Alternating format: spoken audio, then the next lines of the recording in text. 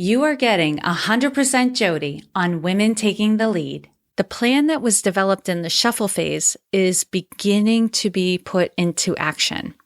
You will have more energy and a more positive attitude because now you can actually do something, right? You're following a path. You have a direction to go in. Hello, my name is Jodi Flynn and welcome to Women Taking the Lead, where we are all about creating blasts of inspiration to help you overcome self-doubt so you can lead with confidence, integrity, and a sense of humor. Head over to womentakingthelead.com to join the community and get the resources to support you on your leadership journey. Now, your future awaits, so let's get started. Hello, everyone, and thank you for joining me. I hope this episode is finding you healthy and well and even thriving in all the craziness that is around us. In the last episode, I continued our exploration of the cycle of change using the analogy of a card game, which was first introduced to me by iPEC coaching. If you have not listened to those other two episodes covering the cycle of change, I recommend you go back to those episodes. They are titled How to Process These Unexpected Changes and Contemplating Your New Normal, respectively. These are quick episodes and will catch you up on the cycle of change as it looks during the COVID-19 pandemic or really in any time of crisis. I mentioned in Contemplating Your New Normal that when you move into the shuffle phase, you require more time to reflect and you begin researching different options for the future. You start doing some research and reaching out to others who know more about whatever it is you are exploring. In the shuffle phase, you don't have a lot of information yet, so you are thinking and gathering, exploring ideas, imagining different possibilities that could play out in the future, etc. In the next phase of the cycle of change, using the card game analogy, is the deal phase. The deal phase is marked by an increase in activity. This will include active networking, testing out interests, or experimenting, training, and skill building.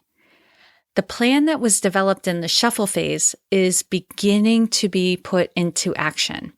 You will have more energy and a more positive attitude because now you can actually do something, right? You're following a path. You have a direction to go in. You're open to new experiences, new people, and preparing yourself for the intensity of the next phase. When you are in the deal phase, you are more optimistic, seeing life as an opportunity, and you experience more confidence in this stage than in any other. You are the proverbial adventurous student of life, eager to stretch, learn, and grow in new directions. Think about it. When you're playing a card game and the cards are being dealt, there's so much opportunity. It's anyone's game at that point. When you first enter the deal phase in life, you will shy away from making commitments. Remember, this is the phase of experimenting, and because of this, you'll tend to want to keep your options open and take things one step at a time, right? You don't want to commit to anything too early before you've had time to really see what your options are. What's important in the deal phase is your ability to move to the point where you can make a choice to move forward with commitment and make something happen. You may not know how it's all going to turn out, but you're ready to execute your plan. Here you'll also be looking around for allies, mentors, and guides who can help you to see through the next phase successfully. You're now developing a plan that will take you into the next phase beyond networking and experimenting. You will identify one or more goals for the next phase, and thus the work at the end of the deal phase is to have a strategy and a plan formed that lays out the steps that will take you to your goal. Anticipation, excitement, and energy will increase as you gain more clarity around all of these pieces. There is also fear of failure or success, likely a combination of both, but you will be poised for action. So how does the deal phase during COVID-19 look? You may have experienced the full cycle of change during the COVID-19 pandemic in certain areas of your life. There is no definitive length of time that you need to spend in each phase. What's important is that you are doing the work in each phase. You may have found that with some things in your life, you felt grief and despair, a longing for what was. This may have passed relatively quickly as you contemplated and absorbed the changes. You may have then found yourself reaching out to others to see what they were doing, or going to Google or YouTube to find ideas for how to do things differently. Before you knew it, you may have found yourself experimenting with your new ideas and noting what worked and what didn't work. And not long after, you found yourself saying, "This is what I'm doing. I'm all in." Right? I mean, that could have been from homeschooling your children to taking up a new hobby, thinking about a career change, a relationship. It could have been in any area of your life. The pandemic and the changes it brought around in our lives, making us, I don't know, for some of us slowing down, but at least being still more often, it brought this contemplation of, what is it I'm doing in my life? What am I doing with my life? So for some of you, if you really took that opportunity to go deep and think about these things, you're probably seeing you're bringing about many changes in your life right now. And if you're not, that's okay too. For other things in your life, you may still find yourself in the toss-in phase, unable to accept that things won't be the same, at least not anytime soon, right? Like I said, there's no requirement or definitive timeline for any of these phases. You just have to do the work. And for some things, the change may have been so big for you or so devastating for you that these phases are going to take longer to go through.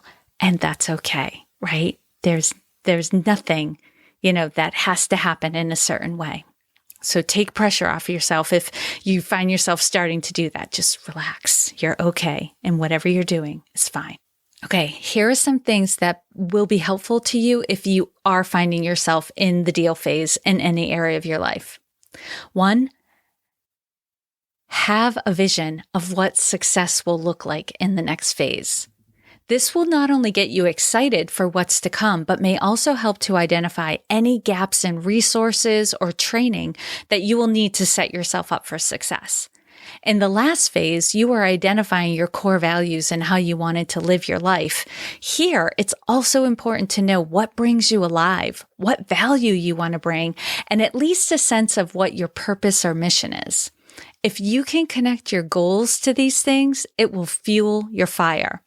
However, don't overthink it right now. Experiment with what you want to bring forth in this phase. For instance, in my case, I can boil down my purpose to the statement, my purpose is to wake people up to how awesome they already are so they can get on with their purpose.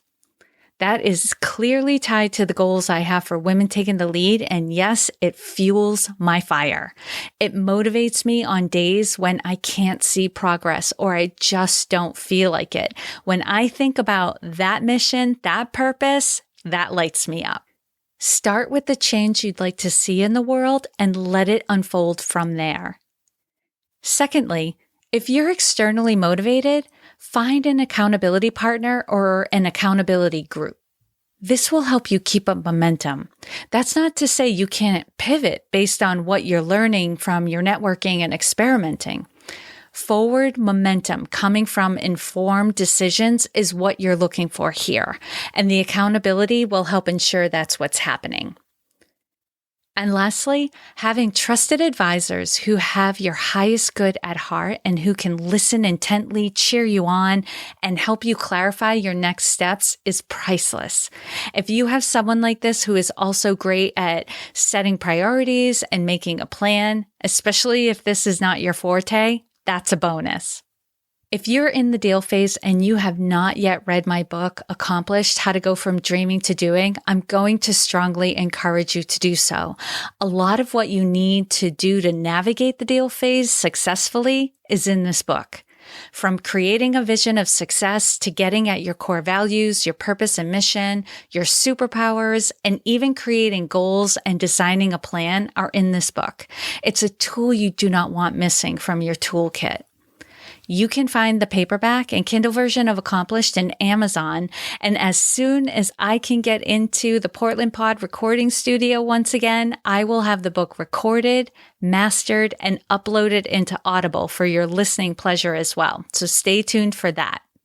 And if you have read Accomplished and you are finding yourself in the deal phase, read it again. This book is a process that will take you to new levels of knowing yourself and finding success with each reading. Okay, that's the deal phase. We only have one more phase to cover in the cycle of change, and that is playing the game.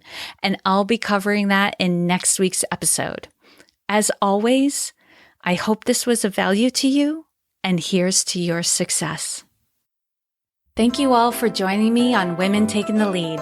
And to strengthen you on your own leadership journey, I'd like to send you off with a quote from Marianne Williamson, so here goes. Our deepest fear is not that we are inadequate. Our deepest fear is that we are powerful beyond measure. It is our light, not our darkness, that most frightens us. We ask ourselves, who am I to be brilliant, gorgeous, talented, fabulous? Actually, who are you not to be? You are a child of God. Your playing small does not serve the world. There is nothing enlightened about shrinking so that other people won't feel insecure around you. We are all meant to shine as children do. We were born to make manifest the glory of God that is within us. It's not just in some of us, it's in everyone. And as we let our own light shine, we unconsciously give other people permission to do the same. As we are liberated from our own fear, our presence automatically liberates others. Again, thank you for joining me, and here's to your success.